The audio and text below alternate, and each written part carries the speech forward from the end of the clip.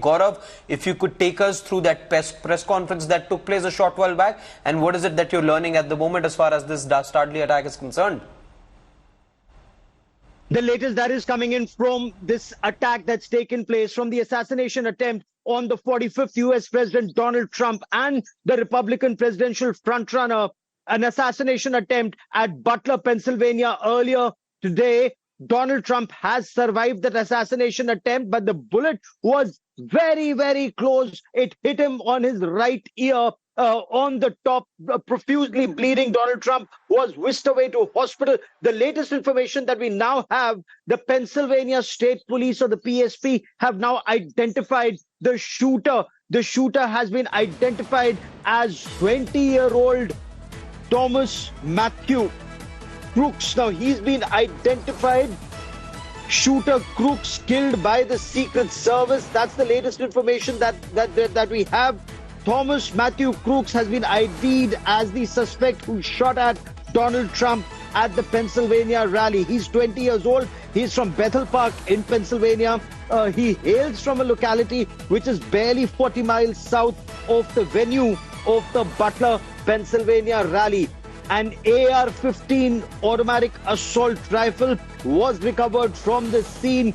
Crooks was apparently shot in the head as he shot repeatedly. He shot at the US presidential candidate repeatedly. That's the information that the Pennsylvania police have released just a short while back. Thomas Matthew Crooks has been ID'd as the suspect who shot at the US presidential candidate, Republican presidential candidate Donald Trump. A lot of other details that are slowly trickling out. Details about alleged lapses, not just by the Pennsylvania State Police, but also by the Secret Service. And over the course of the next half hour, we will talk in greater detail about how the suspect managed to get to higher ground, a single-storied building. He was on top, he was on the roof, he was seen by several eyewitnesses who actually even tried to alert the police, yet the police failed to stop him as he took a shot. He was on the right side of where the stage was when the US presidential nominee, Republican presidential nominee Donald Trump came on stage.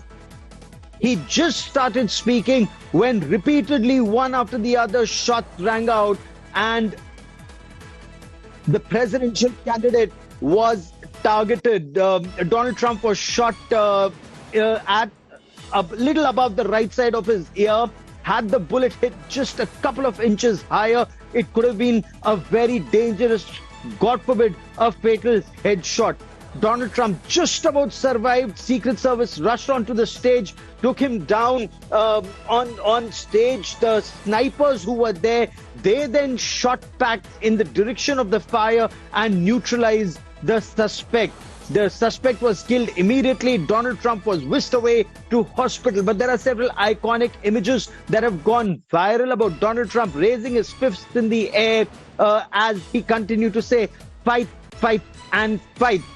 It just goes on to indicate how defiant and charged Donald Trump remains. His entire presidential campaign has been about making America great again. And here, in comparison, commentators in the United States of America are talking about the comparison between Donald Trump and Joe Biden, the Democrat presidential nominee. The difference in the body language of the two. Donald Trump seems all there, extremely charged, extremely defiant in the face of an assassination attempt, continuing to fight. Even when he was taken to hospital, he released a statement and said they will continue to campaign. They will take this fight forward undeterred. The Republicans, they have their Republican National Convention at Milwaukee and in Wisconsin, and this is where Donald Trump is to be declared as the Republican presidential candidate, and he will be announcing his vice presidential candidate, and that becomes extremely critical. But are the swing states and swing voters decisively after this incident turning in favor of Donald Trump? That remains the big question. Lenka White joins us from the United States of America for more on this. Lenka White, what more do we know of this suspect who was neutralized by the Secret Service? Okay, before I come to Lenka in just a moment, Shashank Mattu joins me for more on this India Today Global's Shashank Mattu. Shashank, what more do we know of the suspect?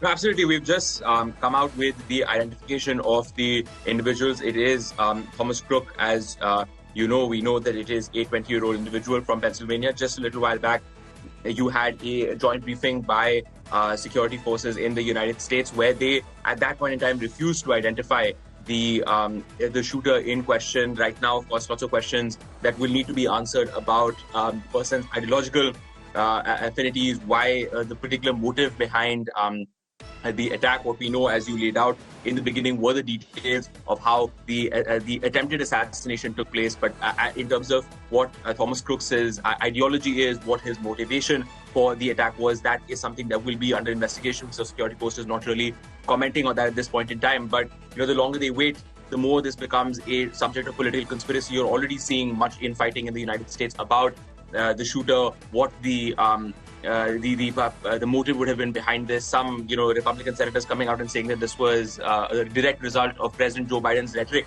on Donald Trump. So again, in terms of motive, we don't know very much. But as you mentioned, Thomas Crook, 20 years old, from Pennsylvania.